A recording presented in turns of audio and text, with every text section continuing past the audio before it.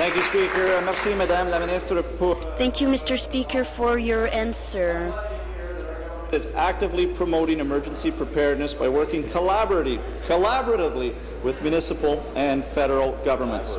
Speaker, I've heard that there will be a focus on seniors this year for Emergency Preparedness Week, and it's very important that seniors are aware of potential dangers and know what they can do to be prepared in the event of an emergency. Mr. Speaker, seniors are sometimes the most vulnerable, and everyone needs to ensure their safety. Can the Minister please tell us what we're doing to make sure that in the case of an emergency situation that our seniors have the tools and the knowledge to be safe? Thank you, Minister. Mr. Speaker, last Friday I was in my riding at the Sainte Pauline Charon with the Minister responsible for seniors, and I announced that this year we want to focus on seniors because they can be especially vulnerable during an emergency.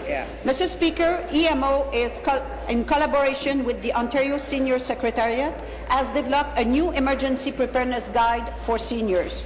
This guide shows how easy it is to be prepared for different emergencies and outlines the circumstances we need that seniors should consider when they plan for emergency. Mr. Speaker, I also want to encourage everyone to take part of this week and help build a safer community for all Ontarians. Mr. Speaker, it was very interesting because the head of the Francophone seniors in Ontario was there, and she told us that they have to be ready, but they also are grandparents, and often they babysit their grandson or daughter, and they need to be ready for them too. So it was a good message. Thank you. Thank you. New question. The member from Cambridge. Thank you, Mr. Speaker. My question is to the Premier. Premier, I have a simple question for you based on the findings of the Justice Committee. With $600 million in waste, a resignation of a minister and a former Premier, the failure to produce documents on 3 separate occasions, and your refusal to say exactly how much the Oakville and Mississauga cancellation costs are, is there any reason why this legislature should not find your government in contempt? Mr. Speaker, it is a case where they can't take yes for an answer.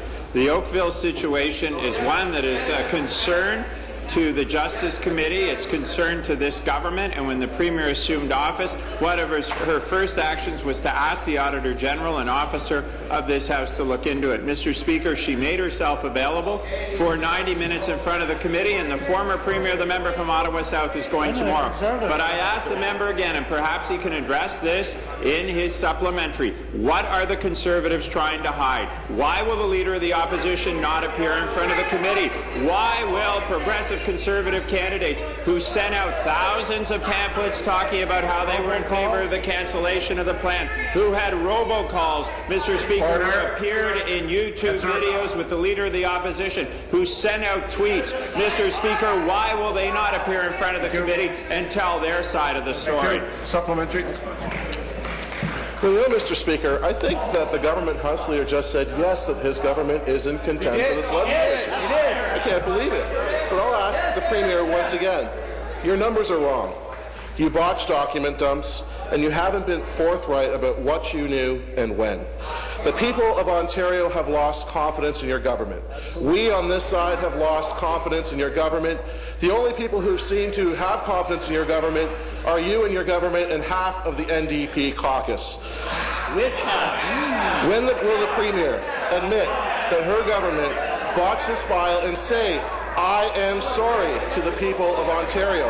Regret isn't enough. Ontarians demand an apology. Premier, will you look into the camera? You can choose the one over my right shoulder, but I think you might like the one over my left. Question. And tell the people that you are sorry for what you've done to this province. Be seated, please. Be seated, please. Government House Leader. PhD, don't you know? Mr. Speaker, let's review. Premier assumed office.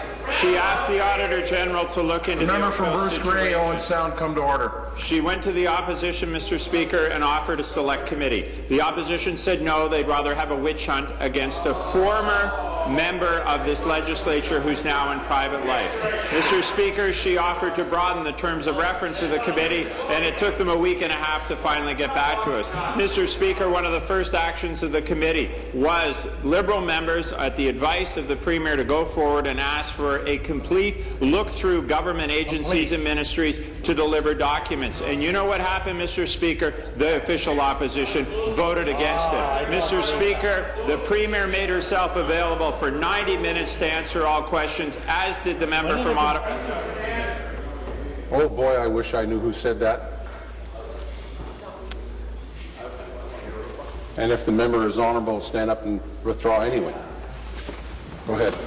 Mr. Speaker, all we are asking is the same level of cooperation from the Progressive Conservative Party, that they will make their candidates available, they will make the Leader of the Opposition available to talk about their support for the cancellation of the gas plants in the last election. New question. The member from London Fanshawe. My question is to the Minister of Health and Long-Term Care. Speaker, residents in London are deeply concerned about the cuts they are seeing in our local hospitals. London Health Sciences is eliminating 60 positions, as is St. Joe's Healthcare.